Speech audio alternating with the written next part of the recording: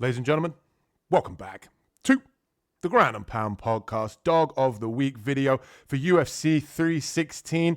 And if you're unfamiliar with the Dog of the Week, this video is designed to give you my favorite betting underdog for the whole entire card. And this week's going to be oh so sweet. So if you're enjoying the content here on the Ground and Pound Podcast, hit that subscribe button if you're not subscribed to the channel. Hit that like button if you're enjoying the content here. And without further ado, this week's Dog of the Week is going to be...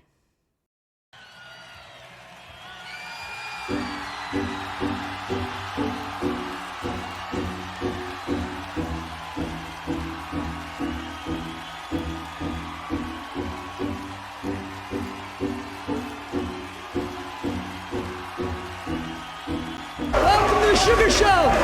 This is my show! If you are what you say you are, a superstar, then have no fear. The camera's here, and the microphone. I cannot believe he's still standing.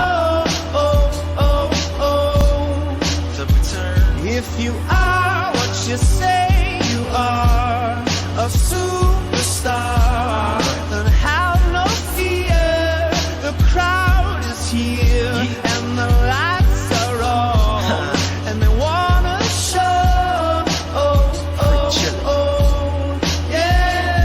Yeah, a fresh, cool young Lou, trying to cash his microphone check 212. Wanna believe my own hype, but it's too untrue. The world brought me to my knees. What have you brung you? Did you improve on the design? Did you do something new? Where your name in on the guest list? Who brung you?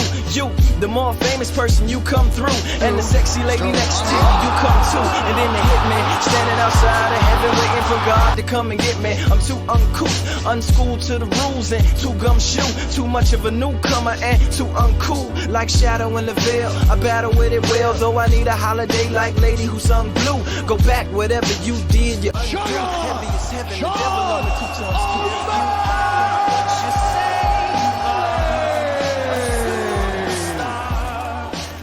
And it's all that's been on my mind is just getting this one back.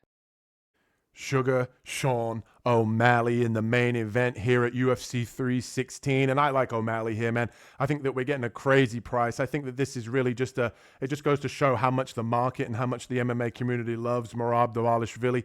And there's a lot to like. He's got great wrestling, great pressure, great cardio. But if you really go back and look at that first fight, Merab didn't run away with that performance at all. It wasn't a crazy dominant victory for Merab.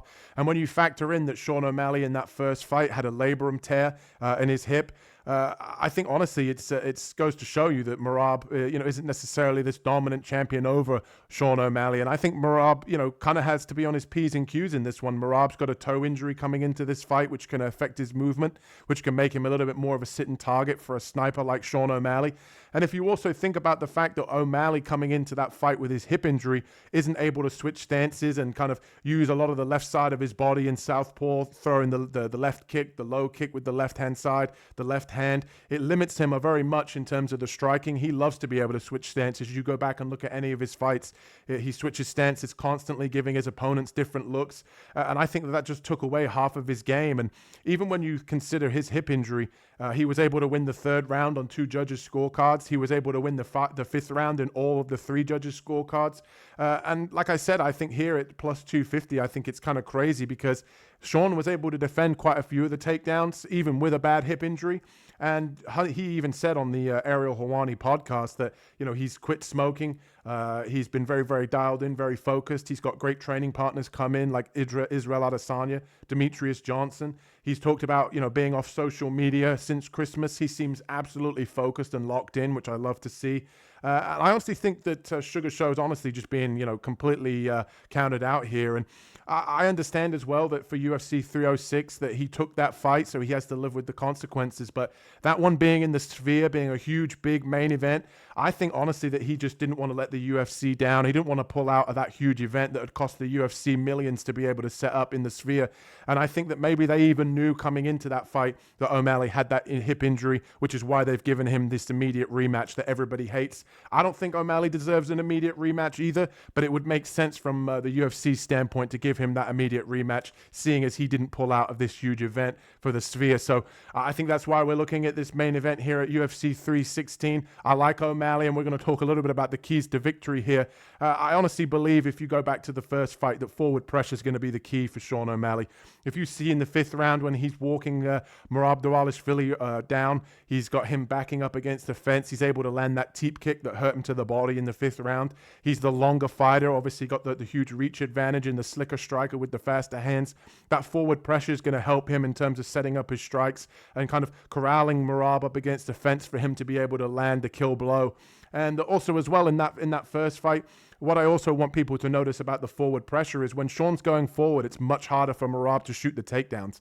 When Merab's going forward and pressuring Sean O'Malley, he's able to get the takedowns. So if O'Malley can basically pressure him here, get forward and have good forward pressure, I think it's going to be much harder for Merab to get these takedowns and also for him to land the shots. And also for Sean O'Malley, I think straight shots right down the pipe.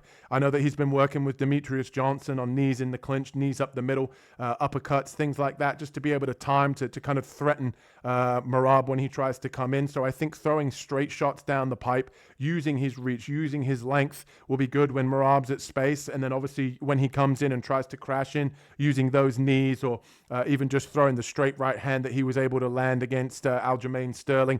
I think that's the great weapon here. The great equalizer is his length and him throwing straight shots down the pipe. And also the third key to victory for me here is just setting traps.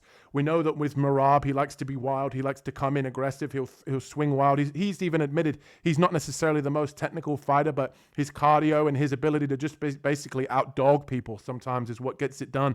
So if O'Malley can basically set traps, he can kind of feint and get Merab to kind of draw out his attack, and then for O'Malley to set a trap, whether that be a knee or a straight right hand. I think that can do a lot of damage. And to me, I think we're getting a great price here on Sean O'Malley. I think that he's definitely got to be the dog of the week this week.